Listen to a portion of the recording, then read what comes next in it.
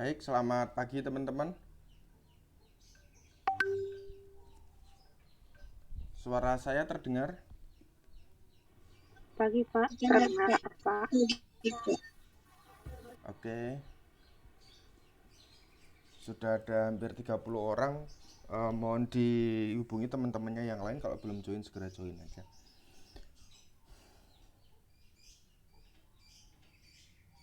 Baik, ini teman-teman lagi kerja atau lagi main atau di rumah?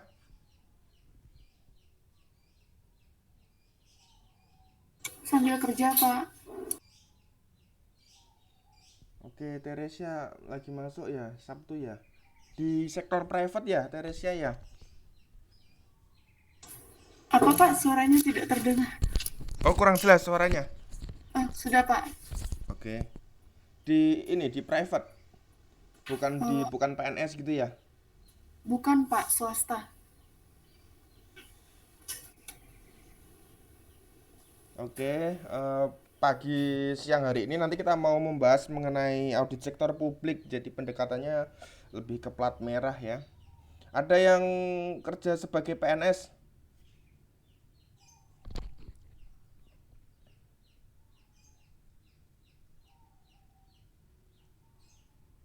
Nggak ada, swasta semua. Masih menyimak Putri Indahsari? Masih Pak. Ya, sekarang lagi sibuk apa Putri? masih kuliah aja, Pak. Soalnya reguler. Oh gitu. Iya iya. Udah semester berapa sekarang? Semester 6, Pak. Sudah dapat judul skripsinya? Sudah sih, Pak. Tinggal dilanjut aja nanti. Oke, mohon dimonitor Devika ya. Masih menyimak?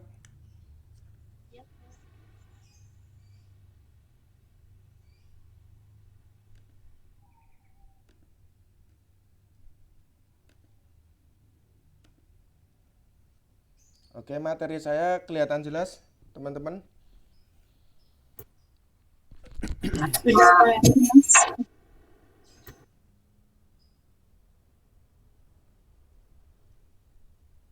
Oke, kita mulai saja ya. Sudah kelihatan jelas ya? Sekali lagi. Oke. Jelas, Pak. Assalamualaikum warahmatullahi wabarakatuh. Selamat pagi, salam sejahtera, berkah dalam. Selamat pagi teman-teman. Pagi, Pak. Pagi, Pak. Suaranya lemes sekali nih. Oke, kita mulai perkuliahan pagi siang hari ini.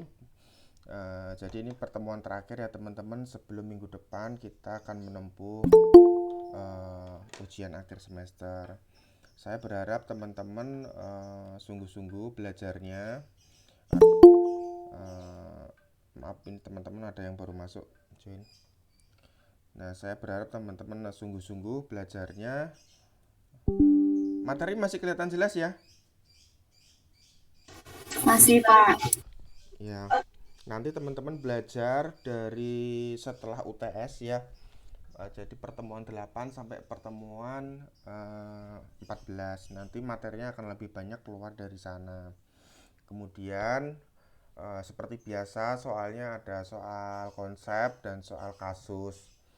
Jadi saya berharap teman-teman tidak hanya hafal atau paham mengenai konsep saja, tapi teman-teman nggak tahu bagaimana menyelesaikan apabila ada masalah di pekerjaan. Jadi soal terkait dengan soal kasus saya harap diselesaikan dengan tuntas karena memiliki bobot yang paling gede nanti di UAS ya. Jangan sampai yang soal yang kasus nggak diisi, karena pengalaman dari UTS kemarin ada teman-teman kita yang soal konsepnya diisi tapi yang kasus nggak diisi, jadi nilainya jelek ya, nilainya nggak bagus.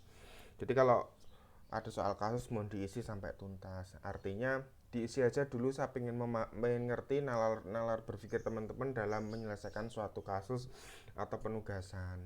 Jadi kuliah itu tidak hanya textbook, kita mendengarkan orang bicara, mendengarkan dosennya bicara, kemudian membaca materi. Yang saya harapkan bukan seperti itu, melainkan analytical thinking teman-teman dalam menyelesaikan masalah atau problem solvingnya itu ada. Apalagi teman-teman S1, ada perbedaan dengan D3 bahwa S1 dianggap lebih mumpuni dalam sisi konsep dan bisa menyelesaikan masalah.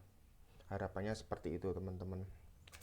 Baik, untuk materi pertemuan pagi siang hari ini kita akan belajar mengenai audit sektor publik dan tatanan kelembagaan. Nah, ini lebih ke pengelolaan keuangan negara ya teman-teman, audit sektor publik. Jadi biasanya ini adalah hal-hal yang dilakukan oleh Badan Pemeriksa Keuangan, BPKP, kemudian di inspektorat seperti itu ya. Namun ini tidak menjadi kaku karena secara prinsip keilmuan juga bisa diambil, bisa diadopsi untuk internal audit di sektor private. Seperti itu. Pak, sorry, mau nanya dong Pak sebentar Pak sebelum masuk ke topik Pak. Ya, boleh. Ini siapa dengan siapa? Rotua Devita Pak. Oke, Rotua. Panggilannya Pak Devita ya, Devita aja ya. Iya, Devi ya Pak. Pak, di jadwal kan belum ada tuh Pak tanggal UAS Pak. Iya. Tanggal berapa ya Pak UASnya Pak? Kalau saya lihat di SIAKAT ya, di aplikasi sistem dosen ini tanggal 23. Ya. Tapi di siakat saya belum muncul Pak.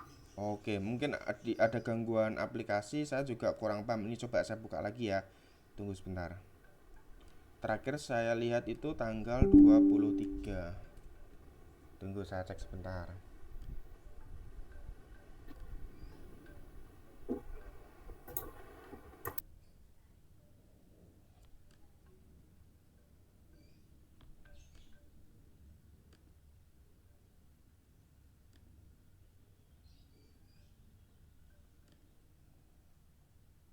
Iya betul, tanggal 23 Juli ya. 23 Juli, mulainya jam 9.30, sama seperti hari ini pagi. Selesainya jam setengah 10 malam. Jadi lewat setengah 10 malam saya sudah nggak bisa nerima ya jawaban teman-teman. Jadi harus dikerjakan hari itu juga. Jam setengah 10 harus sudah selesai. Seperti itu. Ada pertanyaan lagi? Terima kasih. Oke Pak, terima kasih. Tapi nanti kalau di siakat saya kan nggak muncul Pak, nggak apa-apa itu Pak. Oh, nanti coba konfirmasi ke kampus aja di chat.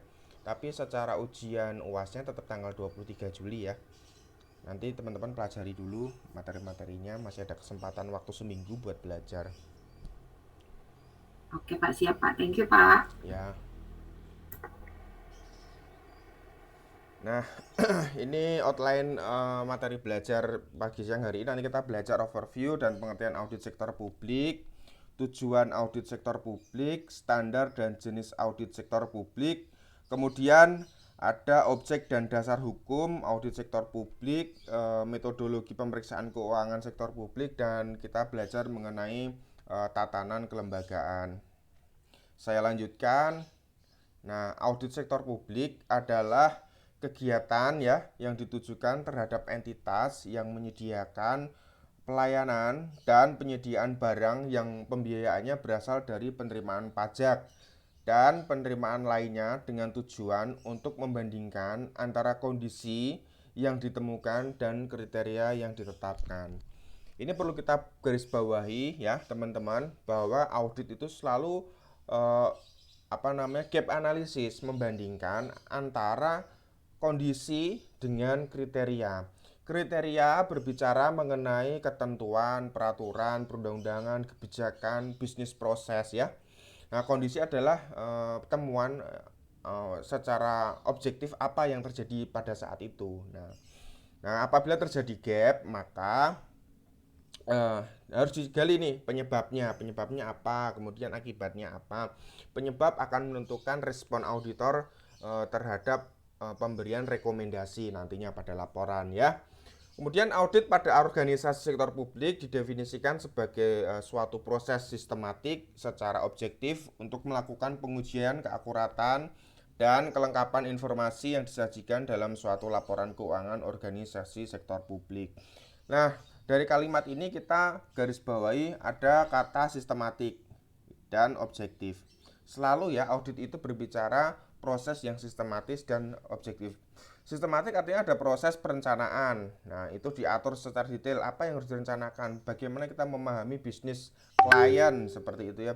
Bagaimana bisnis prosesnya, dokumen-dokumen apa yang harus dikumpulkan, informasi apa yang harus diperoleh, kemudian pelaporan, konfirmasi. Jadi terstruktur gitu ya, sistematis dan objektif. Objektif berarti kita menampilkan kondisi temuan itu sesuai apa yang ada, tidak menambah-nambahi seperti itu ya. Nah, ini disebutkan juga ini terkait dengan laporan keuangan ya, tapi audit di sektor publik tidak hanya berbicara mengenai audit laporan keuangan saja, melainkan ada audit kinerja, ada audit dengan tujuan tertentu, audit kecurangan atau audit investigatif seperti itu ya. Nah, audit sektor publik di Indonesia dikenal sebagai alat keuangan negara yang diatur dalam Undang-Undang Nomor 15 Tahun 2004 tentang pemeriksaan, pengelolaan, dan tanggung jawab keuangan. Nah, biasanya secara umum keuangan negara ini akan dibelanjakan untuk infrastruktur. Lah, ada jalan, ada bandara ya. Kemudian ada pelabuhan untuk energi ya, dan sebagainya, rumah sakit, sekolah, pendidikan. Nah, teman-teman bisa melakukan audit terkait dengan pos belanjanya, pos belanja negara, bebannya seperti apa, pengeluarannya. Nah, apakah sudah sesuai prosedur? Apakah dilaksanakan dengan proses yang benar? Apakah dilaporkan dengan sesungguhnya? Apakah pengadaan itu dilakukan dengan harga yang wajar? Seperti itu ya, teman-teman. Nah, ini tujuan audit sektor publik ya. Menurut Undang-Undang Nomor 15 Tahun 2004 ya, tadi tentang pemeriksaan pengelolaan dan tanggung jawab keuangan negara.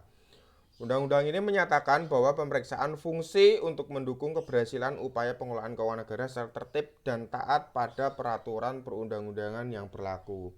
Artinya, dalam audit sektor publik ini, audit kepatuhan terhadap undang-undang yang berlaku adalah menjadi hal yang sangat prinsip ya, teman-teman.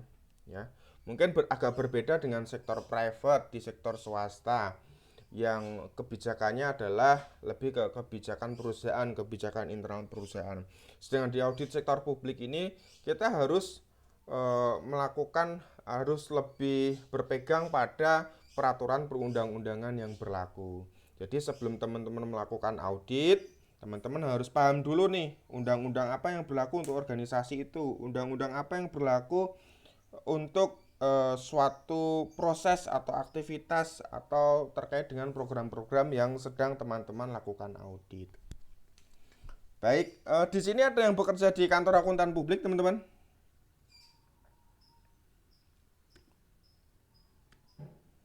Aku pernah magang, Pak. Oh, sip. Ini siapa ini namanya? Kolilu Rachman. Panggilannya? Rahman, Pak. Rahman, oke. Dulu di KP mana Mas Rahman? Di BDO Indonesia, Pak. Oh, itu KP bagus loh Mas Rahman tuh, BDO tuh.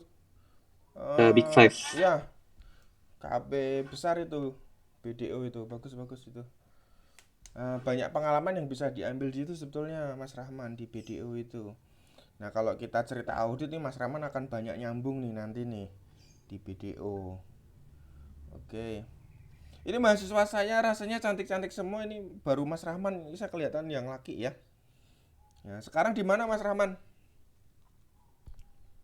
Kebetulan baru ini, Pak. Baru keterima kampus Merdeka. Maksudnya, Pak, lokasi saya atau gimana? Iya, sekarang karirnya di mana? Masih di BDO? Oh, kalau BDO sih, Pak, manajer saya minta balik setelah lulus sih, Pak. Tapi masih saya pertimbangkan. Kalau ini, saya lanjut magang di Lazada, Pak. Bagian finance. Iya, bagus.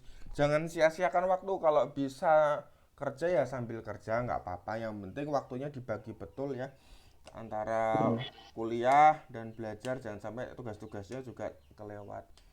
Dulu pengalaman saya waktu S1 ya, saya belum lulus tuh dulu. Belum lulus semester 7 ini saya sambil sharing ya, nggak apa-apa ya, tukar pengalaman jadi nggak materi melulu. Semester 7 waktu itu ada saya namanya KHS ya, kartu hasil studi sementara ya kalau nggak salah itu. Dulu saya S1-nya di negeri di Universitas Diponegoro Semarang. Nah, saya colong start itu teman-teman, saya colong start semester 6 tuh aku udah ambil judul skripsi gitu lah, tapi saya agak tersendat. Tapi semester 7 saya udah mulai bekerja, saya bekerja di Tongji. Ada yang tahu Tongji? Yang teh itu. Ada yang pernah minum teh Tongji, Mas Rahman? Ya, Belum sih, Pak. Belum ya? Nah, dulu saya kerja di situ selama sekitar 6 bulan gitu, terus keluar saya masuk di Toyota. Kerja setahun.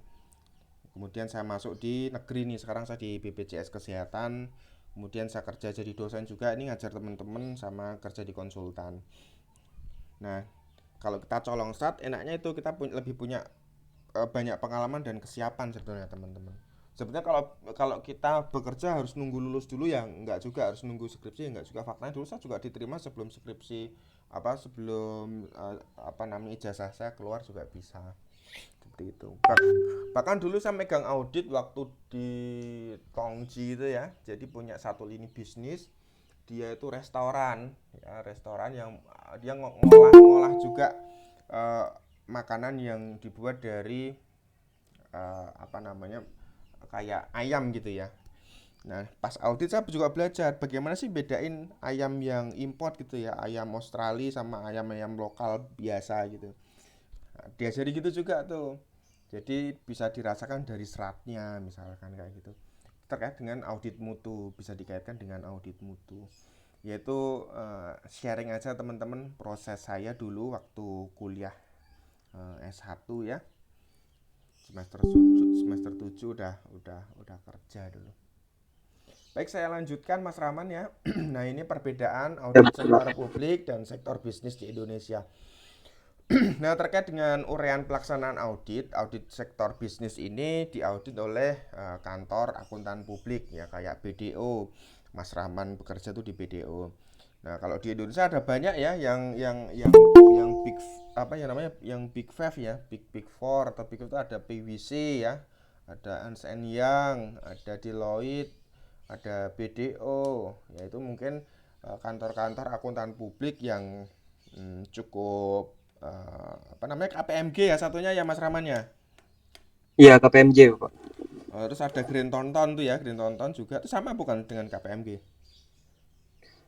Kalau nggak salah sih PwC, Delo satu sih Pak, KPMG nomor 2, terus PwC nomor 3, terus nomor 4-nya itu EY, nomor 5 BDO. Iya. Green Thornton beda ya dengan KPMG ya atau sama? Nggak tahu sih Pak. Nah, itu teman-teman kalau misalkan mau magang bisa di kantor akuntan publik itu ya. Itu banyak sekali kok divisi atau lini bisnisnya, ada yang terkait dengan tax atau dengan audit atau terkait dengan bisnis advisory atau atau terkait dengan pengelolaan manajemen banyak sih ya gitu ya Mas. Nah, teman-teman bisa misalkan mau magang di sana, sedot tuh ilmunya, sedot sebanyak-banyaknya. Nah, saya punya temen kerja di mana ya PwC kalau nggak salah. Dia memang memang apa berat ya tuntutan kerjanya harus lembur seperti gitu itu ya. 2, 3 atau berapa tahun tapi dia lompat cepet dia karirnya udah jadi manajer di perusahaan swasta yang lain. Nah, enaknya kerja di perusahaan yang Big Four, KAP itu setelah teman-teman selesai di KAP pindah ke swasta, kalau karirnya bagus ya ada lompatan sih, langsung lompat tidak mengawali karir dari pelaksana lagi dari staff bisa langsung ke tingkat manajerial. Ya itu sedikit sebagai tambahan informasi. Nah, untuk audit sektor publik sendiri ini dilakukan oleh lembaga audit pemerintah dan juga kantor akuntan publik yang ditunjuk oleh lembaga audit pemerintah. Artinya KAP juga boleh loh melakukan audit di sektor publik. Nah, biasanya ada beberapa persyaratan atau kalau nggak salah ada sertifikasi, ada pelatihan dari BPKRI ya, yang mengizinkan beberapa auditor kantor akuntan publik boleh berpraktik untuk melakukan audit di sektor publik. Jadi seperti itu. Latar belakangnya kenapa ya saya kurang tahu, mungkin juga terkait dengan tenaga sumber daya manusianya ya. Bisa saja di pemerintahan sumber dayanya kurang, misalnya auditornya kurang. Maka bisa merekrut dari KAP atau objek auditnya ada program pemerintah yang lagi digaungkan gede. Nah, itu tidak bisa diselesaikan oleh auditor jumlah auditor yang existing, maka diperlukan jumlah auditor tambahan dari kantor akuntan publik. Nah, dari sisi objek audit, nah audit sektor bisnis ini perusahaan atau entitas swasta. Nah, sedangkan audit sektor publik ini entitas program pemerintah, kegiatan dan fungsi yang berkaitan dengan pelaksanaan, pengelolaan dan tanggung jawab keuangan negara sesuai dengan peraturan perundang-undangan. Kemudian standar audit yang digunakan. Nah, kalau kantor akuntan publik itu menggunakan standar profesional akuntan publik atau SPAP yang dikeluarkan oleh YAPI. Kemudian audit sektor publik ini menggunakan standar pemeriksaan keuangan negara atau SPKN yang dikeluarkan oleh BPK, Badan Pemeriksa Keuangan. Nah, ini standar dan jenis audit sektor publik. Nah, ini menurut IAI ini ada standar umum, standar pekerjaan, standar pelaporan. Nah, di sini bisa kita ambil sih, tapi hampir sama. Mau di sektor publik, mau di yang dikeluarkan oleh IAI hampir sama. Ini standar umum, audit harus dilaksanakan oleh seorang atau lebih yang memiliki keahlian dan pelatihan teknis yang cukup sebagai auditor. Jadi teman-teman kalau menjadi auditor, teman-teman harus memiliki keahlian ya. Ada pelatihan teknis yang cukup. Artinya ada maintenance, ada pemeliharaan kompetensi, teman-teman ikut diklat ya. Kalau di akuntan publik itu kan ada SKP ya, harus memenuhi berapa minimal. Ini saya juga tahun ini belum ambil lagi nih, belum ambil SKP. 2. Dalam semua hal yang berhubungan dengan perikatan, independensi dalam sikap mental harus dipertahankan oleh auditor. Dalam pelaksanaan audit dan penyusunan laporannya, auditor wajib menggunakan kemahiran profesionalnya dengan cermat dan seksama. Ini standar pekerjaan dan standar pelaporan, nanti teman-teman bisa baca sendiri. Nah, ini di standar pemeriksaan keuangan negara ya, SPKN, memuat pernyataan profesional pemeriksa, mutu pelaksanaan pemeriksaan, dan persyaratan laporan pemeriksaan yang profesional. Tujuan standar pemeriksaan adalah untuk menjadi ukuran mutu bagi para pemeriksa dan organisasi pemeriksa dalam melaksanakan pemeriksaan atas pengelolaan dan tanggung jawab keuangan negara. Nah, nanti kata kuncinya mutu ya, teman-teman. Nah, ini jenis-jenis audit sektor publik. Nah, menurut Undang-Undang Nomor 15 Tahun 2004, Standar Pemeriksaan Keuangan Negara atau SPKN, terdapat 3 jenis audit keuangan negara, yaitu audit keuangan ya, adalah audit atas laporan keuangan yang bertujuan untuk memberikan keyakinan yang memadai apakah laporan keuangan telah disajikan secara wajar dalam semua hal yang material sesuai dengan prinsip akuntansi yang berlaku umum di Indonesia atau basis akuntansi komprehensif selain prinsip akuntansi yang berlaku umum di Indonesia. Artinya ini kata kuncinya disajikan secara wajar ya. Audit kinerja adalah audit yang dilakukan secara komprehensif dan sistematis terhadap berbagai macam bukti untuk menilai kinerja entitas yang diaudit dalam hal ekonomi, efisiensi, dan efektivitas dengan tujuan untuk memperbaiki kinerja dan entitas yang diaudit dan meningkatkan akuntabilitas publik. Kemudian audit dengan tujuan tertentu. Audit dengan tujuan tertentu ini biasanya tematik, teman-teman. Misalnya audit terkait pengadaan barang dan jasa, misalnya gitu ya. Kemudian misalkan ini lagi COVID, nah tujuan tertentu audit terkait pengelolaan klaim-klaim COVID. Nah, misalkan audit dengan tujuan tertentu terkait pengelolaan vaksinasi ya. Jadi itu kan ada obat-obat vaksin ya, pengadaan barang dan jasa vaksinnya, kemudian bagaimana proses distribusinya, proses vaksinasi, kemudian bagaimana penyimpanannya ya. Itu kan benda kimia ya teman-teman, jadi ada prosedur tertentu ya untuk menyimpan obat-obat vaksin ini.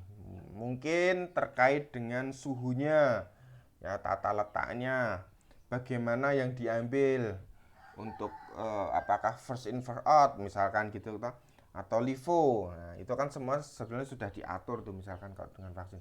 Kemudian bagaimana penyuntikannya ke penduduk misalkan. Penyuntikannya, kemudian pendataannya seperti apa. Ya toh, kalau kita kan ada aplikasi Peduli Lindungi.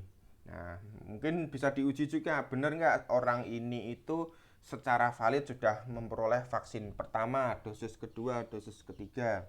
Kemudian disandingkan juga, kita kan ada beberapa instansi, misalkan ada Kementerian Kesehatan, kemudian versi aplikasi Peduli Lindungi, kemudian mungkin ada data versus yang lain. Itu bisa disandingkan data mana sih yang paling valid, mana yang paling bisa dipegang. Itu kan harus dibuktikan dengan informasi dan bukti-bukti yang cukup, sehingga pemerintah dalam hal ini bisa memperoleh informasi yang akurat dalam mengambil keputusan bernegara. Kira-kira seperti itu contoh-contoh sederhananya ya terkait dengan audit dengan tujuan tertentu. Artinya tematik, ada satu tema tertentu yang dilakukan, yang diberikan kepada pimpinan untuk dilakukan audit umumnya terkait dengan barang dan jasa seperti itu. Kemudian metodologi pemeriksaan keuangan ya. Tahap pertama perencanaan audit, kemudian pelaksanaan audit, kemudian pelaporan audit. Nah, ini ada beberapa hal yang perlu diperhatikan dalam perencanaan audit. Yang pertama, pemahaman tujuan pemeriksaan dan harapan penugasan. Artinya, teman-teman bisa menangkap nih sebagai auditor tujuan pemeriksaannya itu apa. Kemudian harapan pimpinan dalam memberi tugas tuh arahnya tuh kemana, yang dia mau tuh apa gitu. Bisa menjawab kebutuhannya enggak kita. Kemudian pemenuhan kebutuhan pemeriksa, pemahaman atas entitas ya. Jadi sebelum mengaudit kita harus tahu nih profilnya entitas yang kita audit nih seperti apa ya.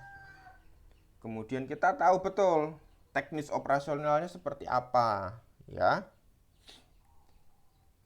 Nah, jangan sampai teman-teman menjadi auditor yang kacamata kuda, terlalu saklek tapi menutup mata tentang berbagai kondisi yang ada di lapangan.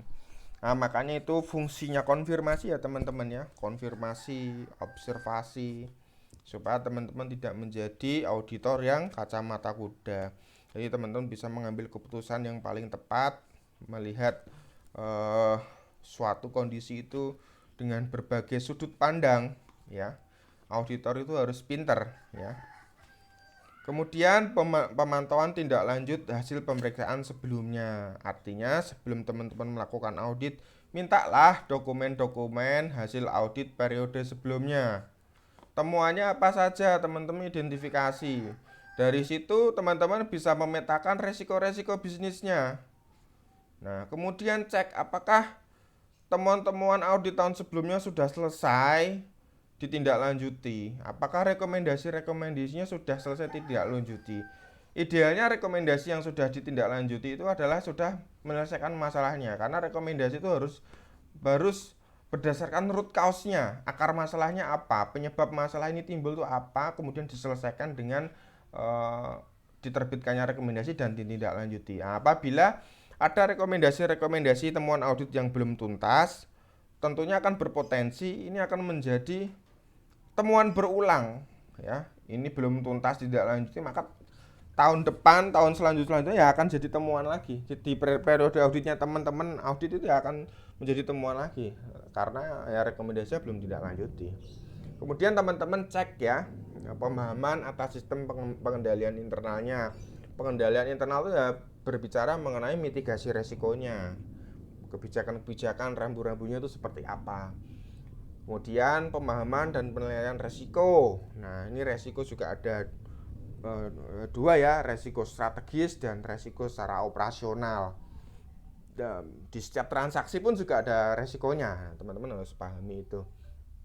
Kemudian penetapan materialitas awal dan kesalahan tolerir. Nah, ini lebih kepada pemeriksaan laporan keuangan nih kalau ada namanya materialitas dan kesalahan yang ditolerir.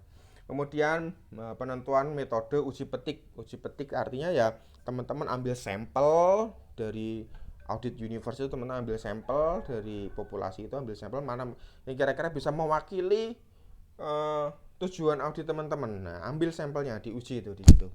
Kemudian pelaksanaan prosedur analitis awal, kemudian menyusun program pemeriksaan dan program kegiatan perseorangan. Nah, saya harap teman-teman bisa nih nanti rasanya saya keluarkan juga nih di UAS bagaimana sih menyusun program audit atau program pemeriksaan. Nah, baik, sampai di sini teman-teman ada yang mau ditanyakan? Masih menyimak Viviana dia? Ada yang mau ditanyakan? Masih menyimak, Pak. Oke, Mas Rahman, bagaimana? Masih Bapak. Devita, ada yang mau ditanyakan? Lanjut dulu, Pak. Baik, cukup paham ya? Ya, Pak. Saya lanjutkan. Nah, ini metode selanjutnya adalah pada saat pelaksanaan audit nih. Nah, pada saat pelaksanaan audit, yang pertama ya, melakukan pengujian dan analitis terinci. Nah, diuji sistem pengendalian internalnya. Pengendalian internal banyak ya teman-teman, bisa terkait dengan operasionalnya, bisa terkait dengan teknologi informasinya. Cek tuh teman-teman semua. ya. Kemudian pengujian substantif dan transaksi dan saldo akun ini lebih ke angka-angka nih yang akan dilaporkan dalam laporan keuangan. Apakah angka-angkanya logis gitu ya, kertas kerjanya logis gitu.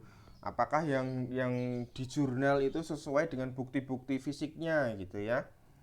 Kemudian penyelesaian penugasan, kemudian penyusunan konsep temuan pemeriksaan. Nah, ini sifatnya masih konsepnya. Konsep itu kemudian teman-teman sampaikan kepada auditi atau entitas yang teman-teman audit untuk mendapatkan perolehan tanggapan resmi dan tertulis. Nah, sekarang kita menggunakan dua sudut pandang. Nah, apabila teman-teman menjadi seseorang yang diaudit, maka pada tahap inilah teman-teman momentumnya. Teman-teman harus bisa memberikan argumen-argumen yang logis ya. Kemudian kaitkan dengan ketentuan-ketentuan yang ada. Kadang-kadang auditor itu bisa jadi ya mengangkat sebagai temuan, suatu kondisi diangkat sebagai temuan karena dia tidak membaca regulasi yang lain, tidak memahami kondisi yang sebenarnya. Nah, momentum inilah teman-teman manfaatkan ya. Tanggapan resmi secara tertulis ini teman-teman sampaikan secara detail argumen-argumennya kenapa kondisi itu bisa terjadi. Ya, sampaikan dokumen-dokumen pendukungnya. Mau foto, mau voucher, mau kwitansi, mau apa. Sampaikan secara detail kalau memang teman-teman tidak salah ya, sampaikan secara detail. Nah, karena ada beberapa kondisi temuan yang disalahkan itu bukan kondisinya ya, yang disalahkan itu bukan keadaannya, bisa jadi yang salah adalah regulasinya. Regulasinya perlu ditinjau ulang, kebijakan perusahaan bisnis prosesnya harus ditinjau ulang. Misalnya ada suatu kondisi regulasi itu sudah lama sejak tahun 2014, kemudian ada masalah yang timbul, kondisi atau keadaan itu tidak sesuai dengan regulasi, suatu transaksi tidak sesuai dengan ketentuan atau regulasi ya, bisa jadi seperti itu. Nah, kenapa bisa terjadi seperti itu? Bisa jadi juga karena regulasinya tidak direview ulang ya, tidak ditinjau ulang. Nah, ditinjau ulang dong regulasinya karena regulasi ini udah lama, sudah tidak relevan ya, sudah tidak sesuai dengan perkembangan zaman, sudah tidak sesuai dengan hal-hal yang kekinian ya, maka itu perlu ditinjau ulang. Nah, teman-teman sampaikan di situ supaya apa? Supaya temuan-temuan audit ini bisa teman-teman tuntaskan ya sebelum menjadi laporan yang resmi. Karena repot juga, karena kalau misalkan ini sudah terlanjur menjadi temuan audit ya, teman-teman harus menindaklanjuti, tentunya ini akan menguras waktu teman-teman dalam hal operasional ya toh. Misalkan Januari terbit laporannya, ada temuan macam-macam. Nah kan di tahun-tahun depan teman-teman harus menindaklanjutinya toh. Yang harusnya itu bisa tuntas di situ malah teman-teman menindaklanjutinya.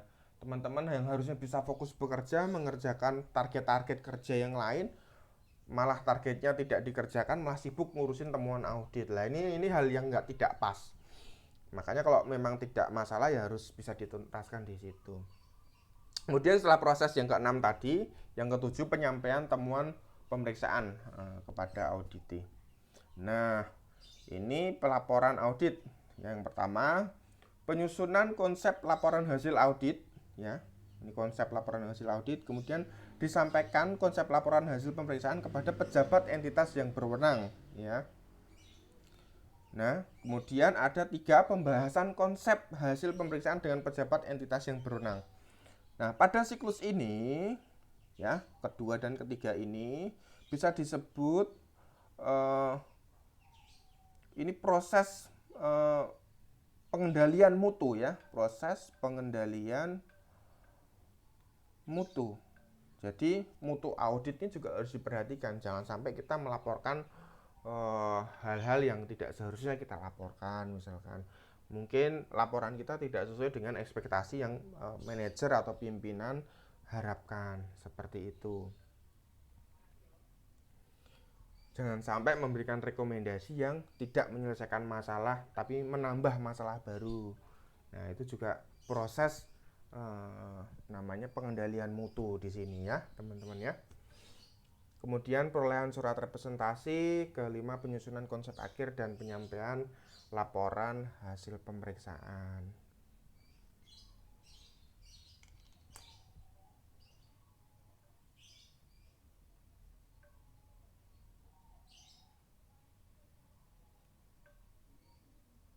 Oke. Sebelum kita masuk ke bukti pemeriksaan, teman-teman sudah cukup paham? Ada yang mau ditanyakan?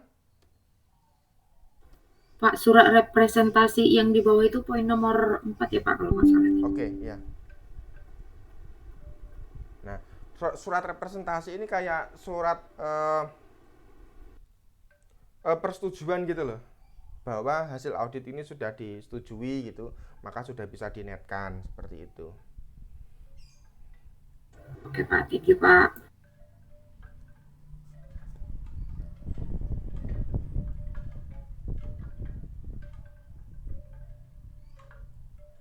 Biasanya surat representasi itu juga isinya hasil ringkasan temuan-temuan gitu ya. Jadi tidak utuh. Biasanya hanya judul-judulnya saja, masalah-masalahnya gitu ya. Baik, saya lanjutkan terkait dengan bukti pemeriksaan. Bukti pemeriksaan adalah semua informasi yang digunakan pemeriksa untuk menentukan apakah informasi yang sedang diperiksa telah dinyatakan sesuai dengan kriteria yang telah ditetapkan. Nah, syarat bukti yang pertama, relevansi ya. Relevan artinya kalau teman-teman mengaudit temuan apa gitu ya, maka ya dokumen-dokumennya yang dikumpulkan ya terkait dengan sesuatu yang sedang diaudit itu ya. Kemudian pengetahuan langsung pemeriksa, kemudian keaslian bukti. Nah, ini juga penting teman-teman. Bukti mana yang lebih bisa kita pegang, bukti yang fotokopi atau asli?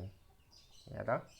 Ya tentunya kalau berbicara hukum ya, indikasi hukum pembuktian ya lebih bisa dipegang bukti-bukti yang asli gitu ya.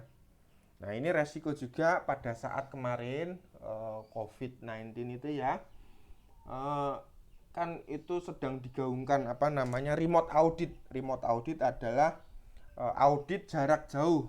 Artinya yang dahulu auditor itu datang langsung ke kliennya, naik pesawat gitu ya, jauh-jauh, terus minta dokumen asli, kertas-kertasnya diminta.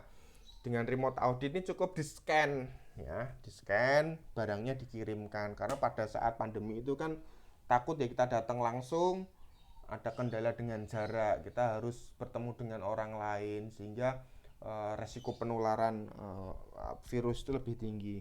Apabila sebaliknya dokumennya yang dikirim, beresiko juga. Ketika dokumennya dikirim, apakah dokumen itu steril misalkan. Nah, maka di-scan lah itu biasanya, dokumen-dokumen di-scan kemudian dikirimkan ke auditor. Nah, tapi ada risiko di situ ya teman-teman, ketika kita menerima dokumen scan, kita tidak bisa membedakan ini dokumennya bener nggak, valid nggak, tanda tangannya sesuai nggak, eksistensinya itu dokumennya itu dapat dipertanggungjawabkan nggak ya, seperti itu kan. Tapi itu adalah risiko yang kita ambil karena terkait dengan pandemi kemarin ya, itu terkait dengan remote audit. Kemudian independensi yang menyajikan. Kemudian kualifikasi individu, objektivitas, keefektifan pengendalian internal, ketepatan waktu gitu ya. Ya, berbicara dengan ketepatan waktu ya, teman-teman. Ini penting nih. Ya. Seorang auditor ya, misalkan ada pengaduan suatu kecurangan atau tindak pidana hukum, misalkan korupsi dan lain sebagainya.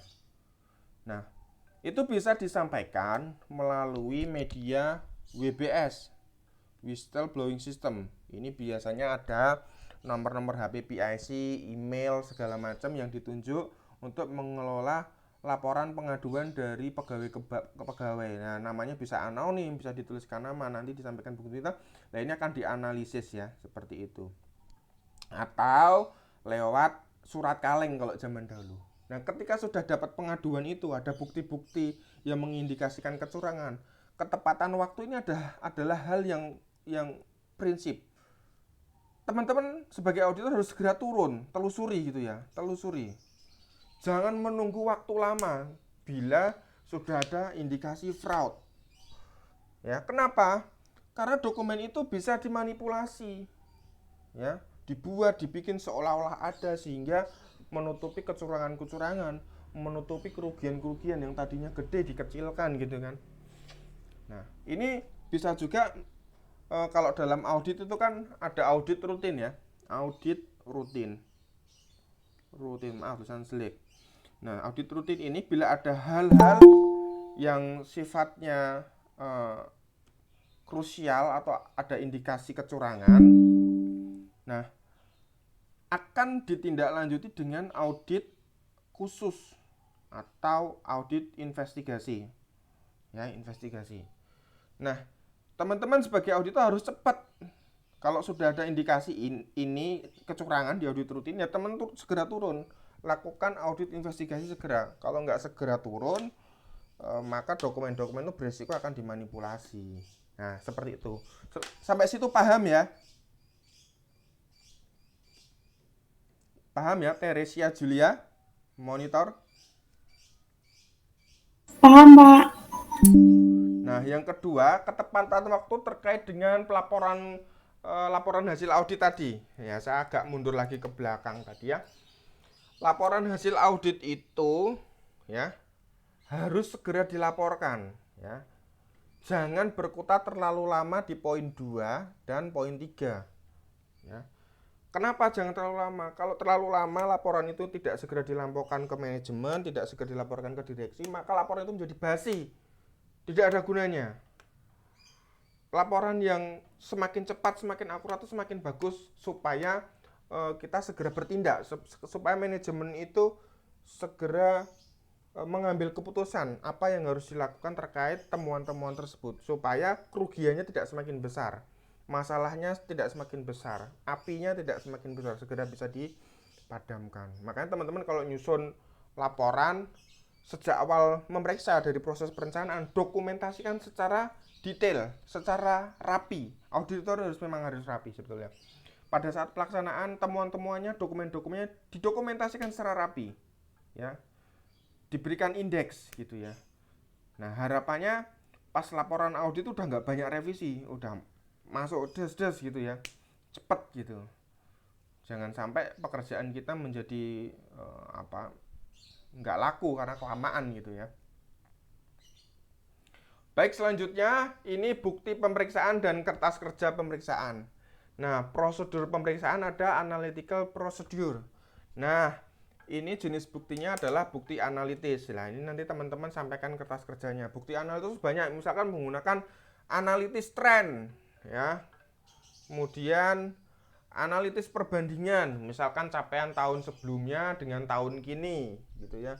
Kemudian trennya seperti apa, atau analitis-analitis lain yang diperlukan. Tracing, buktinya adalah dokumentasi. Tracing itu ke depan ya teman-teman. Tracing itu biasanya ke depan dari dokumen-dokumen, dari kwitansi, dari bukti-bukti pendukung, apakah di jurnal sesuai dengan angka yang ada di bukti. Kemudian tie up nggak dengan laporan keuangannya. Inspeksi itu sifatnya dadakan, jadi buktinya bukti fisik gitu ya. Vouching itu lebih ke belakang ya. Nah, kemudian konfirmasi itu ya kita bisa secara kita lisan gitu ya, berbicara kayak wawancara gitu ya dengan auditi atau klien, apa sih kenapa bisa begini, itu namanya konfirmasi. Nah, hasil konfirmasi teman-teman bisa, keterangan itu bisa teman-teman ketikkan di kertas kerja pemeriksaan atau KKP-nya tuh nanti.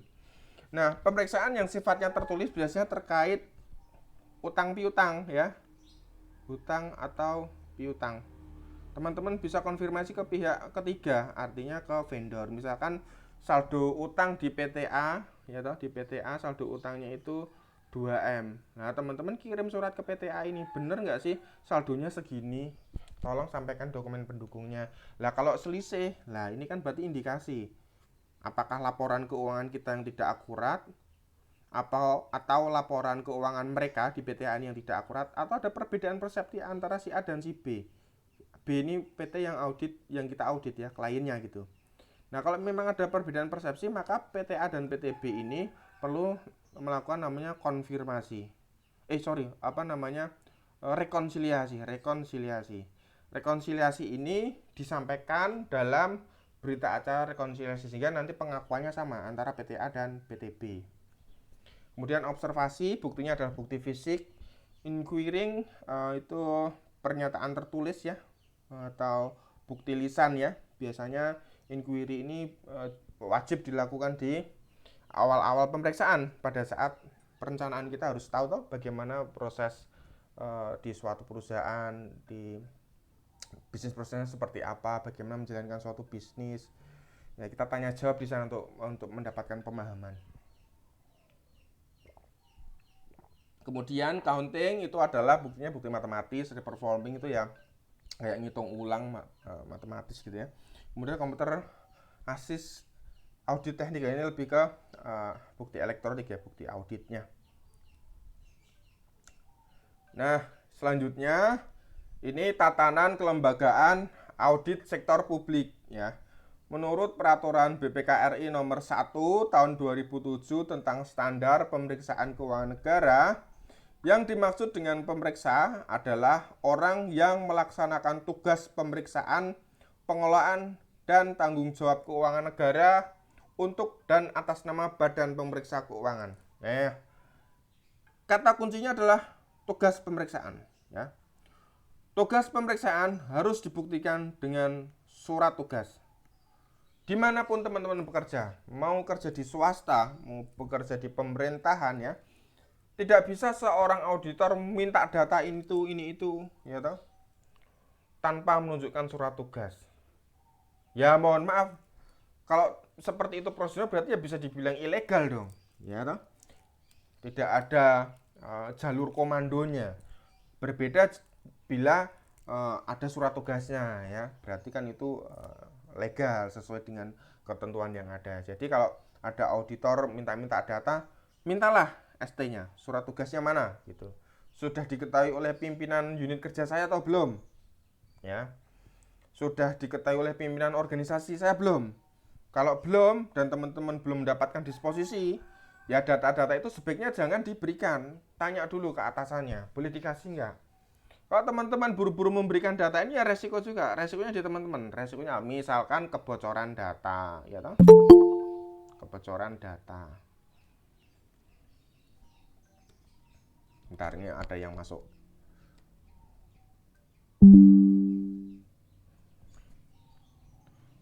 Nah, ini materi masih terlihat jelas ya teman-teman ya. Masih, Pak. Saya lanjutkan. Nah, ini ada namanya APIP, Aparat Pengawas Internal Pemerintah. Adalah unit organisasi di lingkungan pemerintah pusat, pemerintah daerah, kementerian negara, lembaga negara, dan lembaga pemerintah non-departemen yang mempunyai tugas dan fungsi melakukan pengawasan dalam lingkup kewenangannya. Nah, APIP ini biasa disebut dengan inspektorat, inspektorat jenderal gitu ya. Satuan Pengawasan Intern. Nah, ini adalah suatu organisasi pada badan usaha milik negara, badan usaha milik daerah yang punya tugas dan fungsi melakukan pengawasan dalam lingkup kewenangannya. Ini hanya penyebutan saja. Kalau satuan pengawasan internal ini lebih ke BUMN, seperti itu ya. Nah, ini adalah tatanan kelembagaan audit sektor publik ya. Ini dimensi eksternal atau internalnya. Ini ada BPK. BPK itu lebih sifatnya ke eksternal auditor pemerintah ya. Ini lebih ke KAP-nya pemerintah nih. Nah, kemudian BPKP. BPKP itu internal auditor. Sedangkan APIP lainnya adalah internal auditor ya, tapi ini lebih ke pemerintah daerah gitu-gitu ya. Kementerian lembaga disebut dengan internal auditor atau APIP ya, yang tadi di halaman sebelumnya. Ini bedanya adalah di pelaporannya nanti. Kalau BPK itu ngelaporkannya ke DPR ya, jangan sampai salah, kebalik-balik, jangan sampai tidak paham ya. BPK itu lapornya ke DPR. BPKP itu lapornya ke presiden atau bisa juga ke menteri apabila ada penugasan khusus ya. APIP melaporkannya ke pimpinan lembaga yang bersangkutan. Misalkan di pemerintah daerah ya toh. APIP ini ngelaporkannya ya ke gubernur, sekda, seperti itu toh pimpinannya toh, gubernur, bupati gitu ya. Nah, ini ada yang sangat unik ya. BPK itu didirikan berdasarkan undang-undang. APIP juga didirikan berdasarkan undang-undang. BPKP hanya didirikan berdasarkan kepres ya. Hal yang sangat unik sekali, padahal ini statusnya adalah PNS nih orang-orang di sini nih. Ya. BPK itu undang-undang, APIP itu undang-undang, BPKP itu kepres. Nah, padahal ini kita udah ganti presiden beberapa kali gitu ya. Sangat kuat sekali nih BPKP. Melalui kepres saja sudah bisa mendirikan organisasi segede itu ya. Ini hanya intermezzo ya teman-teman. Ya, ini hanya cara pandang asumsi saya ya. Hanya dengan kepres saja bisa mendirikan organisasi segede itu gitu ya. Dan orang-orang di dalamnya bisa jadi PNS gitu. Saya lanjutkan. Nah, ini terpusat dan tersebarnya ya. Kalau BPK ini ada kantor pusatnya, terpusat jalur komandonya. BPKP juga ada BPKP pusatnya. Kalau APIP ini tersebar di semua Pemda kan ada. Nah, perwakilannya tuh di semua provinsi. Kalau BPKP itu ada 25 perwakilan. Saya belum tahu nih update-nya sekarang posisinya. Nah, kalau APIP itu bagian dari struktur lembaga yang bersangkutan ya. Kemudian pimpinan lembaga yang bersangkutan. Ini kayaknya APIP dulu tuh masih di bawah Sekda sebenarnya. Atau sama sejajar gitu ya. Kalau nggak salah sekarang udah sejajar apa ya? Sebenarnya nggak boleh sih ini sejajar dengan di bawah Sekda. Harusnya sudah langsung di bawah komandonya bupati gitu, pimpinan tertingginya gitu kan. Kalau ini mohon maaf kalau misalkan saya agak kurang tepat, saya nanti akan belajar lagi untuk pengelolaan keuangan daerah ya, di pemerintah daerah seperti apa. Nah, materinya sudah selesai. Teman-teman ada yang mau ditanyakan kembali? Saya bicara sudah 1,5 jam nih.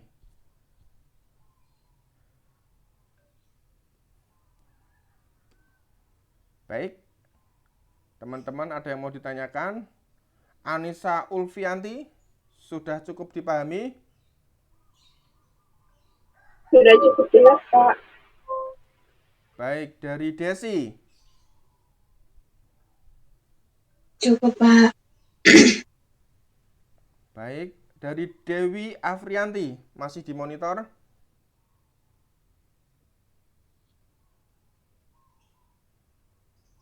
Dari Nandia Laksita.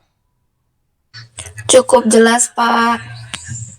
Oke, masih menyimak semua ya. Baik, dari saya cukup ya, teman-teman. Sekali lagi saya ingatkan, tanggal 23 Juli nanti kita ada UAS ya. Ini pertemuan terakhir. Saya mohon maaf ya buat teman-teman apabila dalam mengajar satu semester ini dari pertemuan 1 sampai pertemuan 14 saya ada kesalahan ya. Saya ada kesalahan, saya mohon maaf. Mungkin saya belum bisa memuaskan hati teman-teman, saya juga mohon maaf.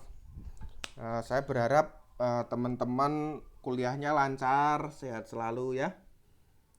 Kemudian yang proses skripsi segera lulus, segera dilancarkan. Kemudian jangan lupa dipelajari ya buat UASnya pertemuan 8 sampai 14. Kisi-kisinya ya soal konsep sama soal kasus. Dan soal kasus jangan buru-buru dalam mengerjakan, dipahami betul ya. Itu nanti cukup banyak soal kasusnya, jawabannya juga cukup banyak, jadi pelan-pelan aja ngerjakannya, kerjakan sebaik mungkin. Saya nggak mau ada nilai C di kelas saya berharap semuanya AB. Baik, dari saya cukup. Ada yang mau ditanyakan? Ya. Kan ini Pak, mohon maaf ya Pak, tugas 14 tetap ada Pak atau gimana Pak? Untuk tugas 14 saya monitor tetap ada ya di situ ya. Rasanya di e-learning ada. Oke Pak. Ya, tapi Pak itu kan uploadnya kan dari di YouTube ya Pak ya?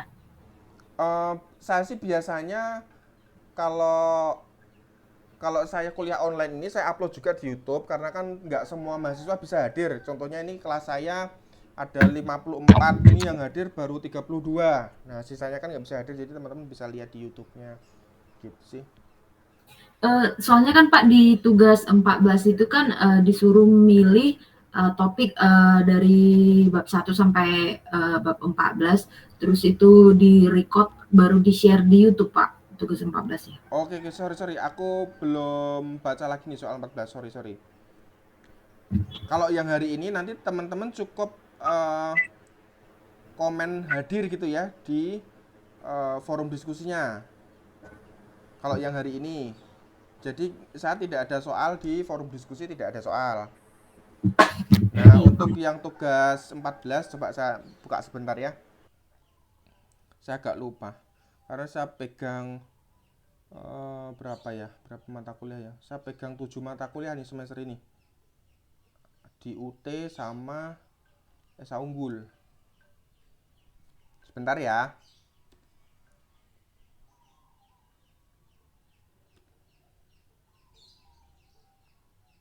Nah, buat video pembelajaran berupa video nih ya, durasinya 10 menit, topik bebas, pilih salah satu topik pembelajaran dari perkuliahan 1 sampai dengan 14, format PPT dengan wajah mahasiswa terlihat atau full wajah dengan materi terlihat, sesuai contoh via WA Group ya. Nah, cantumkan logo Universitas Unggul di sebelah kiri atas, upload ke YouTube channel. Link YouTube di Kopas dapat langsung diklik sehubungan dengan YouTube pada lembar jawaban tugas dengan oke. Ini nanti teman-teman buat videonya 10 menit aja, nggak apa-apa. Kayak tutorial gitu, mempresentasikan perkuliahan dari pertemuan 1 sampai dengan 14 ya. Saya berharap teman-teman tidak terlalu fokus. Saya lebih senang kalau prosedur auditnya tuh khusus, misalkan kayak SDM, audit investigasi atau apa gitu. Jadi ada temanya khusus gitu. Nah, teman-teman nanti mempresentasikan itu, kemudian kan kirim ke apa? Ke e-learning ini, ditulis itu ya di PDF ya. Formatnya PDF ya, teman-teman. PDF, nama, NIM, mata kuliah, dosen pengampunya saya Reski Eko Prasetyo. Nah, link YouTube-nya itu mohon yang bisa diklik. Nanti teman-teman bisa googling tuh, di googling bagaimana mengcopy paste HTTP-nya, link YouTube-nya. Jadi ketika saya buka PDF-nya saya klik, itu bisa langsung keluar. Ya, bisa langsung keluar ke alamat yang dituju. Jadi ke YouTube-nya seperti itu. Gimana, 1 minggu cukup waktunya untuk membuat YouTube ini?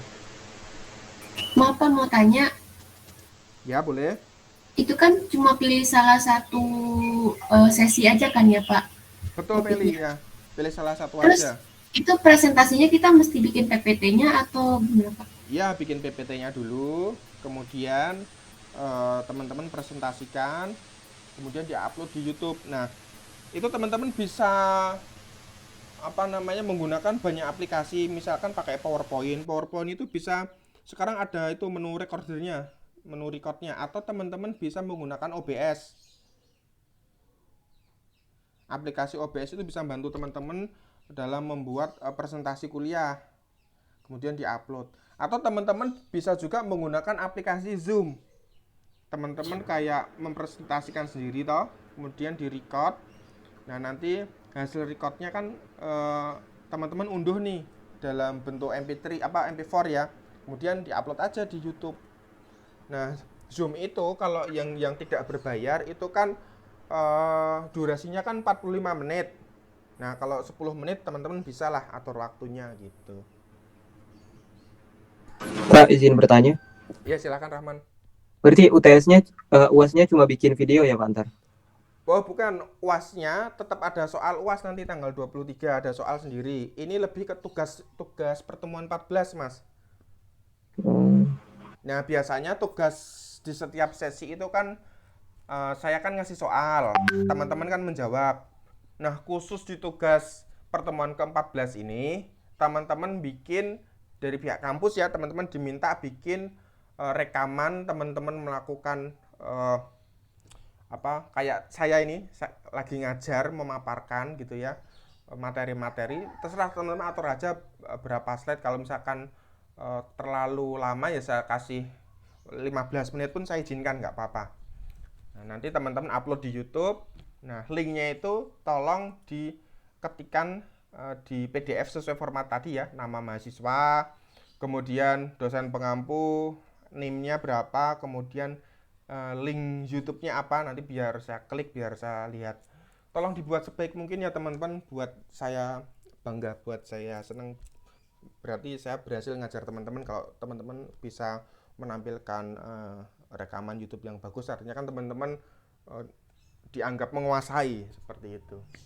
Gitu Mas Rahman. Jadi tugas 14 tetap ada, bikin YouTube ini, kemudian UAS juga tetap ada. Bisa 1 minggu ini dibuat? Pak, tambahin waktu dong Pak. 1-2 hari. Maaf Pak, bisa tambahin waktu Pak. Minta tambahan waktu berapa hari buat YouTube? 2 hari lagi boleh nggak Pak? Jadi seminggu lebih itu. Oke. Saya kasih 10 hari ya. Gimana teman-teman yang lain, boleh nggak? Boleh Pak. Boleh Pak, boleh Pak. Oke. Makasih banyak Pak. Makasih Pak. Berarti argonya mulai jalan dari tanggal 16 ini ya.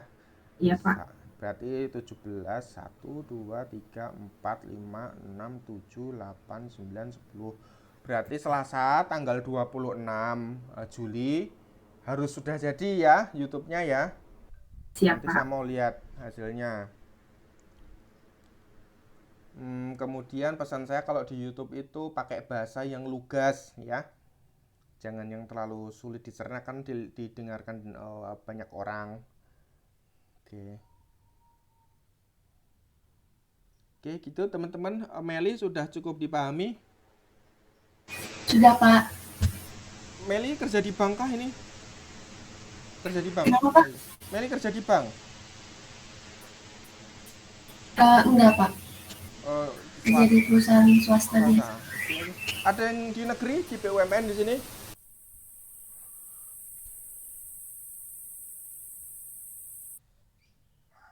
Atau ada yang kerja di OJK, di BPK, pegawai negeri? Nanti bisa sharing-sharing, kita punya komunitas yang sama, barangkali teman-teman ada. Baik, dari teman-teman ada yang mau ditanyakan lagi? Cukup jelas, Cukup Pak. jelas. Kira-kira nanti soal UTS-nya ada berapa soal ya Bapak?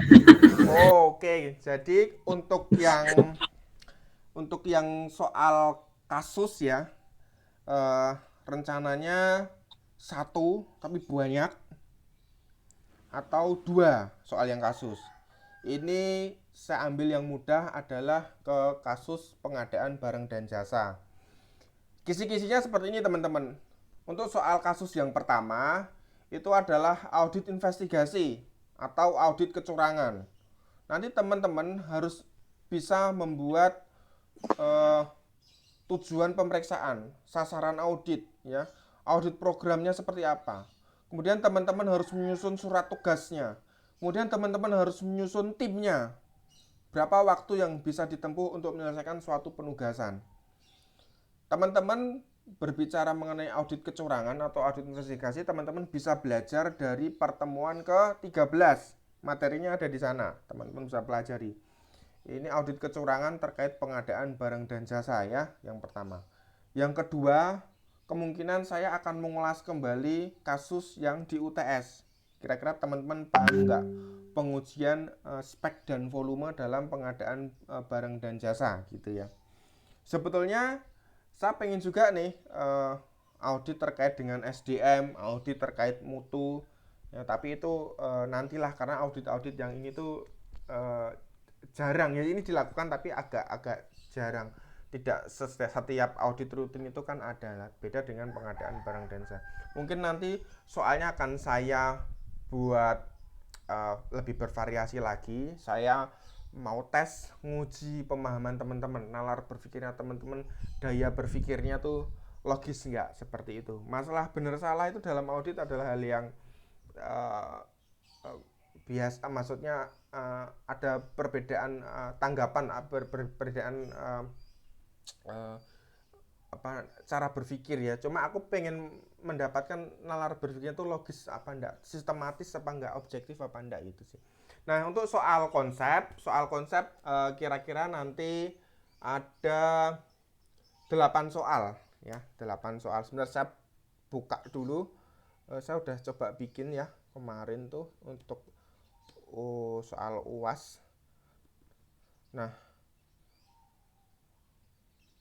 ada 6 soal nih. Kalau kemarin sih ada 6 soal. Oke. Dari situ teman-teman ada yang mau ditanyakan lagi? Mas Rahman, cukup jelas? Cukup jelas, Bapak. Ya, pokoknya pesan saya mengerjakan soal saya jangan buru-buru nanti. Kalau bisa teman-teman pagi jam 9:30 sudah buka link e-learningnya, dibaca dulu soalnya karena soalnya cukup panjang. Dicerna dulu pelan-pelan, dikerjakan. Saya tunggu sampai jam 9:30. Saya mau nilainya minimal B ya teman-teman, jangan sampai ada nilai C. Saya mau nilainya bagus-bagus, A, B gitu. Jangan sampai ada yang mengulang bahkan. Sedih saya tuh. Udah saya selesai ngoreksi gitu, kadang-kadang ada yang minta, "Pak, saya minta susulan. Pak, saya ngulang, Pak, saya ini." Aduh, saya malas teman-teman. Sekali mengerjakan, sekali berhasil gitu. Tapi saya nggak pelit nilai sih. Teman-teman kan nilainya bagus semua toh kemarin. Baik, ada yang mau ditanyakan lagi? Viani, cukup? Cukup, Pak. Tita, cukup Tita? Ada lagi? Cukup, Pak. Oke, Devita cukup? Cukup jelas, Pak. Baik, terima kasih ya teman-teman buat kesediaan waktunya untuk kuliah pertemuan ke-14 hari ini. Saya pesan sukses selalu buat teman-teman ya, jaga kesehatan, sukses selalu. Kalau sudah sukses jangan lupa chat saya, WA ya, bisa ngobrol-ngobrol lah. Mungkin kerjanya di mana, sudah jadi apa, lah kita bisa sharing-sharing. Kunci sukses dalam berbisnis, bekerja salah satunya adalah menjaga relasi. Kemudian teman-teman juga harus jaga relasi juga dengan teman-teman kalian di kampus ya. Itu bisa jadi partner bisnis kalian nanti ke depan, bisa jadi teman kerja, bisa membangun kalian meniti karir lebih bagus lagi. Kemudian di usia-usia kalian saya pesan cari lingkungan atau circle yang membantu kalian buat maju. Jangan sampai salah pilih teman, jangan sampai salah pilih lingkungan, jangan sampai salah pilih kekasih ya. Kalau ada yang lagi mencari jodoh, jangan sampai salah memilih lingkungan hidup lah, karena itu bisa sedikit banyak berpengaruh dalam kehidupan kita ya. Cari lingkungan yang bisa buat kita terus maju, yang mendukung ya gitu. Kalau orang Jaksel itu bilang support system ya, punya support system yang sesuai dengan kebutuhan kita di masa depan. Baik, terima kasih ya teman-teman, saya akhiri. Sukses selalu. Wassalamualaikum warahmatullahi wabarakatuh. Salam sejahtera, selamat pagi, shalom, berkah dalam. Terima kasih ya. Terima kasih, Pak. Sehat Terima kasih, Pak. Terima kasih, Pak. Sukses, Pak. Terima kasih, Pak. Terima kasih, Pak.